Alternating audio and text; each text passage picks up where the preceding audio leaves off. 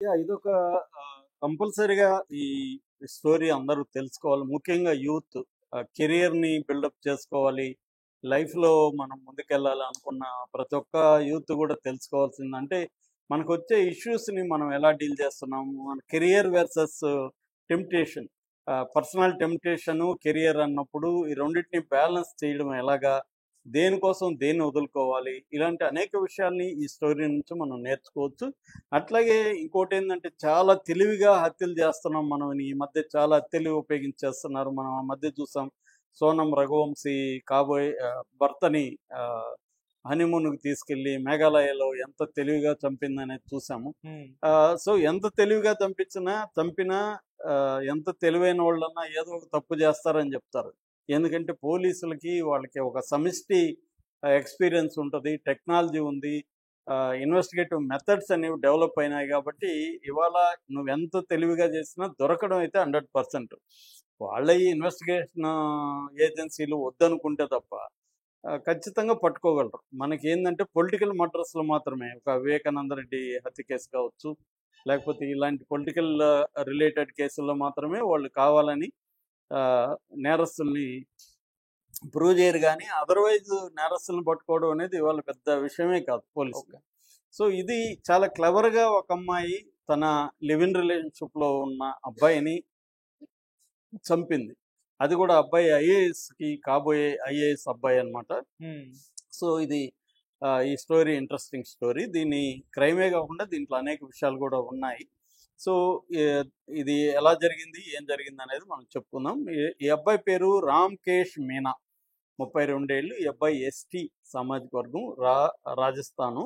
ఇతను ఢిల్లీలో ఐఏఎస్లు, ఐపీఎస్లు అంటే యూపీపీఎస్సీ ఎగ్జామ్ రాయాలనుకున్న వాళ్ళకి ప్రధానంగా అడ్డా ఢిల్లీనే. ఢిల్లీలో మంచి కోచింగ్ సెంటర్స్ ఉంటాయి. ముఖ్యంగా ముఖర్జీ నగర్, ఓల్డ్ రాజేందర్ నగర్ ఈ ఏరియాలో కోచింగ్ సెంటర్స్ ఉంటాయి. అందుకని దేశవ్యాప్తంగా ఈ aspirants, IAS, civil service aspirants అక్కడికి వెళ్ళి అక్కడ రూములు తీసుకొని లేకపోతే ఎవరితోనో షేర్ చేసుకొని అక్కడ కోచింగ్ వెళ్తూ కష్టపడుతుంటారు. దీని మీద చాలా సినిమాలు కూడా వచ్చాయి. అయితే అక్కడే లవ్ స్టోరీలు కూడా మొదలవుతుంటాయి. ఎందుకంటే అమ్మాయిలు అబ్బాయిలు కలిసి చదువుకోవడం, కలిసి తిరగడం, కోచింగ్లో పరిచయాలు ఇవన్నీ జరుగుతుంటాయి. ఇక్కడే కెరీర్కి ఇంపార్టెన్స్ ఇస్తున్నామా, లేకపోతే లవ్లో పడి కెరీర్ని పాడు చేసుకున్నాయి. ఇది వెరీ ఇంపార్టెంట్ ఫేజ్ అనమాట.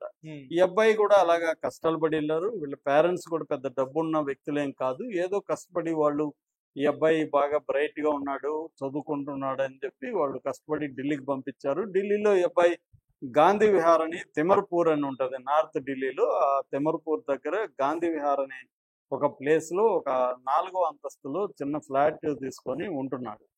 ఈ అబ్బాయి ఏంటంటే మధ్యలో ఇది లేట్ అవుతుంది కోచింగు ఇవన్నీ కూడా ఈ డబ్బులు సరిపోవట్లేదని ఒక చిన్న జాబ్‌కి ఏదైనా వెళ్దామని ఒక ఇంటర్వ్యూకి వెళ్ళాడు. మేలో వెళ్ళాడు. ఆ ఇంటర్వ్యూలో ఆ అబ్బాయికి ఒక అమ్మాయి పరిచయం అయింది. ఆ అమ్మాయి పేరు అమృత చౌహాన్. ఆ అమ్మాయికి 21 ఏళ్ళు. చాలా అందంగా ఎక్స్ట్రాడినరీగా ఉంటుంది.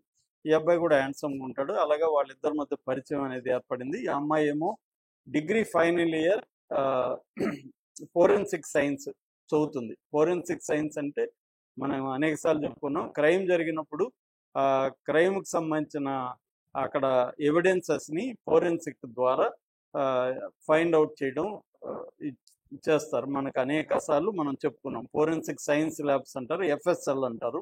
ఈ ఎఫ్ఎస్ఎల్ అనేవి చాలా చోట్ల ఇప్పుడు ఈ మధ్య కాలంలో బాగా పెరిగింది. ప్రతి క్రైమ్ సీన్లో నుంచి కూడా కొంత మెటీరియల్ ఫోరెన్సిక్కి పంపిస్తున్నారు. సో ఎవ్రీ పోలీస్ స్టేషన్లో కూడా ఒక ఫోరెన్సిక్ డిపార్ట్మెంట్ పెట్టాలని కూడా కొత్తగా వచ్చిన బిఎన్ఎస్ చట్టంలో ఉందన్నమాట. అది 5 ఏళ్లలో మొత్తం ప్రతి పోలీస్ స్టేషన్కి లేదా కనీసం ఒక డిస్టిక్లో ఒక 3-4 ఫోరెన్సిక్ సెంటర్లు పెట్టాలంటున్నారు. అలాగా చదివే వాళ్ళ శాతం కూడా పెరిగిందనమాట. ఈ అమ్మాయి కూడా అలాంటి ఫోరెన్సిక్ సైన్స్ చదువుతుంది. సో వీళ్ళిద్దరూ ముందు లవ్ పరిచయం అయ్యారు. పరిచయం తర్వాత రొమాన్స్కి వెళ్ళారు. ఇవాళ లవ్ అంటే అర్థం సెక్సే. ఇవాళ ఉన్న జనరేషన్కి సపరేట్గా లవ్, సెక్స్ అనేది ఏం లేదు.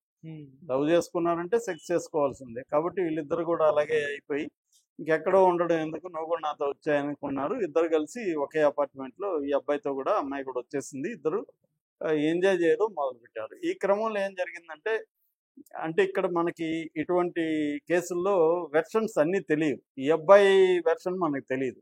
ఎందుకంటే అబ్బాయి చనిపోయాడు. ఆ అబ్బాయికి సంబంధించిన వెర్షన్ చెప్పేవాళ్ళు ఎవరు లేరు. ఈ అమ్మాయి పోలీసులకి చెప్పిన వెర్షనే నేను ఇప్పుడు చెప్తున్నాను. ఎందుకంటే మనం ఇన్వెస్టిగేట్ చేయలేదు. అక్కడ ఇప్పుడు ఏమైందంటే జర్నలిజం కూడా ఇన్వెస్టిగేటివ్ జర్నలిజం అని చనిపోయింది. ఇన్వెస్టిగేటివ్ జర్నలిజం ఎక్కడ కూడా దేశంలో లేదు. అంటే పోలీసులు ఏం చెప్తే వీళ్ళు అది రాస్తారు కానీ వీళ్ళు స్వతంత్రంగా వెళ్ళి పరిశీలించి అన్ని యాంగిల్లో మనకి ప్రజెంట్ చేయడం అనేది జరగట్లేదు. కాబట్టి దీంట్లో మనకు ఆ లిమిటేషన్ ఉంది. సో ఈ అమ్మాయి ఏం చెప్పిందంటే పోలీసులకి ఏం జరిగిందంటే ఈ ఈ అబ్బాయి ఈ అమ్మాయికి తెలియకుండా సీక్రెట్గా వీళ్ళ వీడియోల్ని రికార్డ్ చేశాడు. ఓకే. అది ఆ అమ్మాయికి తర్వాత తెలిసింది. తెలిసినాక అబ్బాయిని వీటిని డిలీట్ చేయని చెప్పడం మొదలుపెట్టాను. ఎందుకంటే ఇవాళ ఏమన్నా బయటకు వస్తే నా లైఫ్ ఇదవుతుంది, నువ్వు డిలీట్ చేయని చెప్పింది. ఆ అబ్బాయి డిలీట్ చేస్తాను అంటున్నాడు కానీ చేయట్లేదు, ఎక్కడో దాచిపెట్టాడు. దానికి ఆ అబ్బాయి దగ్గర 2 ల్యాప్టాప్లు ఉన్నాయి, వాటిలో హార్డ్ డిస్క్లు ఎక్కడ పెట్టాడు, దానికంతా కూడా పాస్వర్డ్లు పెట్టేశాడు. ఈ అమ్మాయి ఎతికినా కూడా దొరకట్లేదు, పాస్వర్డ్లు ఉన్నాయి. కాబట్టి ఈ అమ్మాయి దాన్ని డిలీట్ చేయలేకపోతుంది, ఆ అబ్బాయి ఏమో డిలీట్ చేయలేదు. అలాగే వీళ్ళిద్దరి మధ్య గొడవలు అనేవి ప్రారంభమైనాయి.